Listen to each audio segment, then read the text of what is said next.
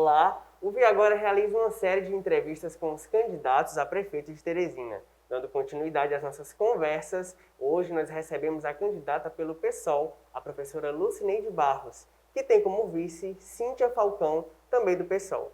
Candidata, seja muito bem-vinda aqui ao Vi Agora e a gente começa a nossa conversa querendo saber da senhora. Por que a senhora se considera preparada para administrar Teresina?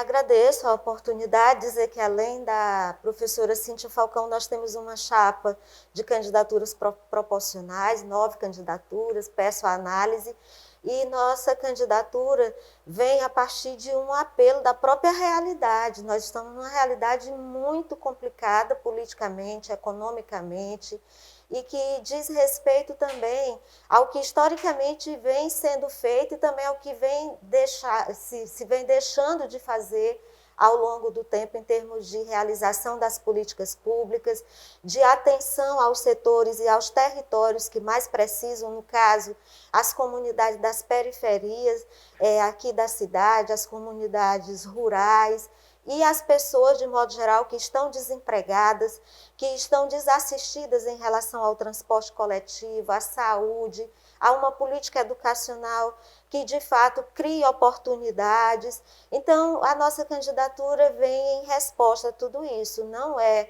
uma resposta individual, nem minha, nem da professora Cíntia, é de um coletivo, primeiramente, que se organiza em torno do Partido Socialismo e Liberdade, mas também de um conjunto de organizações e lutas sociais. Candidata, e quais serão as prioridades da sua gestão caso a senhora seja eleita? Olha, nós apresentamos para Teresina um programa socialista.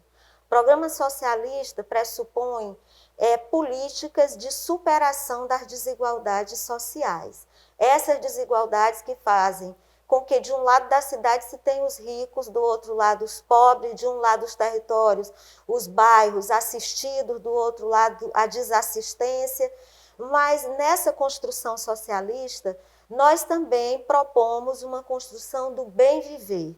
Nós dizemos que queremos uma Teresina para o bem viver. A Teresina para o bem viver é essa que se comunica com essa ideia de superação das desigualdades entre as pessoas, mas também em relação às pessoas e os outros animais. A nossa candidatura apresenta propostas e se dispõe a um cuidado com os outros animais, um cuidado com o meio ambiente. Daí a gente diz da necessidade de realizar política de saneamento básico, de saneamento ambiental, que implica cuidar dos nossos rios, cuidar do meio ambiente de modo geral. Nós dizíamos até bem pouco tempo que estávamos em uma cidade verde. Isso não se verifica mais. Nós estamos numa situação de muito mal-estar, com um calor quase insuportável cada vez mais. E isso tem a ver com essa falta de cuidado, de espaços públicos bem cuidados, arborizados, condição de ir e vir. É preciso cuidar para que as pessoas tenham refrigeração nos espaços públicos, no espaço de transporte, porque isso também repercute em condição de saúde, de bem-estar de modo geral. Candidata, a economia, sem dúvida, será um dos principais desafios da próxima gestão. Com a pandemia da Covid-19, a cidade praticamente fechou, muitas pessoas perderam o emprego e algumas empresas até chegaram a fechar as portas. Sim. Caso a senhora seja eleita, a senhora vai administrar uma cidade que está retomando as atividades. O que a senhora pretende fazer para incentivar e acelerar essa retomada da economia aqui na capital? Olha, 2 coisas para nós são centrais. A primeira é fazer a inversão das prioridades na aplicação do orçamento público. É fato que nós estamos numa cidade, num município que tem um conjunto de carências e que arrecada muito pouco diante dessas carências, que tem ainda uma forte dependência em relação à política econômica do governo federal, mas é fato também que, se as prioridades forem redirecionadas, é possível fazer o seguinte, fazer o que nunca foi feito, que é pegar a maior parte do bolo orçamentário e dirigir para os lugares e para as pessoas que mais precisam. Essa é uma coisa. A outra coisa é que é necessário instituir uma outra política econômica no município de Teresina. Uma política que nós estamos dizendo que é a política da suficiência. Não é possível continuar lidando com a política do esbanjamento para uma minoria. Usando a metodologia da revista Forbes, foi feito aqui um levantamento que mostra as 10 pessoas mais ricas do município de Teresina. Essas 10 pessoas mais ricas concentram um patrimônio que é em torno de menos de 10% do que o que resta para os 840 mil habitantes. Então, essa é uma realidade insustentável. Nós estamos dizendo, é necessário distribuir a riqueza vem do trabalho. O trabalho vem de todas as pessoas, não vem de empresários somente. Então, vamos priorizar, por exemplo, levar investimentos para a zona rural. Nós temos 83% de território rural em Teresina, com a possibilidade de produzir, por exemplo, alimento.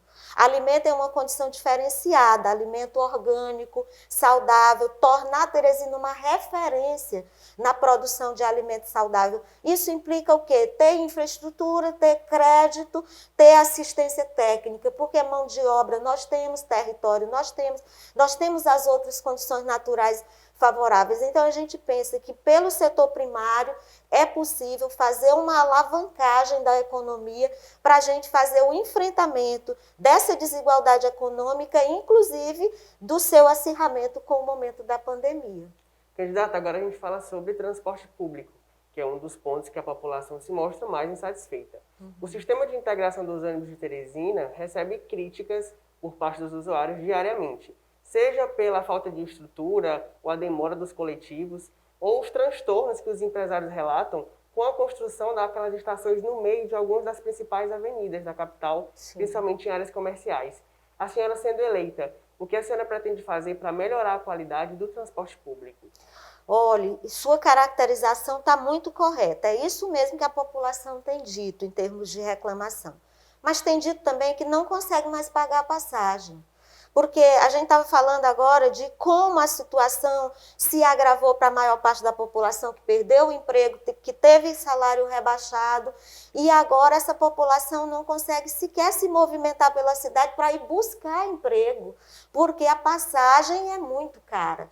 Então, nós entendemos o quê? Que é necessário instituir uma política pública sob o comando da prefeitura, para o sistema de transporte, de trânsito e de mobilidade. Quando nós dizemos isso, estamos dizendo o quê, na verdade? Fazendo uma denúncia, que em Teresina não há um sistema de transporte sob a responsabilidade da prefeitura. Quem comanda o sistema de transporte em Teresina é o setor empresarial. Então, nós entendemos que é necessário, primeiro, tomar nas mãos a gestão do sistema de transporte e gradativamente chegando a uma situação de tarifa zero para quem não pode pagar. Todo mundo tem direito de se deslocar. Isso é um direito essencial dos seres humanos, é básico. Então, quem não tem dinheiro para se deslocar tem que ter mantido o seu direito de se deslocar, porque é pagador de imposto. Então, queremos instituir a política de tarifa zero para quem não pode pagar passagem, tomar a gestão da política de transporte sob a responsabilidade da prefeitura e, com isso, a gente vai atacar todos esses problemas, da falta de ônibus, do ônibus caro, da má qualidade no atendimento, das demoras, e é necessário também superar a segregação habitacional. É preciso que as habitações estejam o mais próximo possível dos lugares em que estão os benefícios, porque quanto mais longe tiver a população, mais essa população demora nos deslocamentos e vai pagar mais caro nesses deslocamentos. Candidata, a senhora falou sobre a política do bem viver, que é uma característica do seu plano de governo, e a senhora defende também a humanização da segurança pública. Sim. Por que a senhora defende essa forma de gerir a segurança? Porque nós estamos dizendo que não se faz segurança com atividade policial como centralidade. Nós, inclusive, defendemos a desmilitarização das polícias, porque nós entendemos que a polícia deve ser um aparato a promover segurança, mas é um aparato apenas, porque a segurança, na verdade, ela é resultado de um conjunto de políticas, especialmente de política social. A criança que nasce numa família que não tem condição de a mãe fazer o pré-natal, que nasce sem uma casa, que nasce sem uma condição de uma boa escola, sem uma condição de deslocamento, de ter esporte, lazer perto da sua casa. Essa criança, ela provavelmente estará direcionada por esse conjunto de insegurança a uma relação de insegurança com as outras pessoas. Nós entendemos que é necessário cuidar das pessoas, promover o direito das pessoas e, a partir daí, será possível ter uma polícia para cuidar das pessoas e não uma polícia que investe o tempo todo em aumentar a população carcerária, em criminalizar pobres, pretos, gays, lésbicas, as pessoas que mais são marginalizadas socialmente. Então, por isso é que nós estamos falando do bem viver, porque o bem viver implica numa lógica que se tem a vida ao centro. Não é? O que está no centro não é lucro, não é aumentar poderio de grupos econômicos, mas é essa condição de estar em harmonia com as outras pessoas, com os outros seres.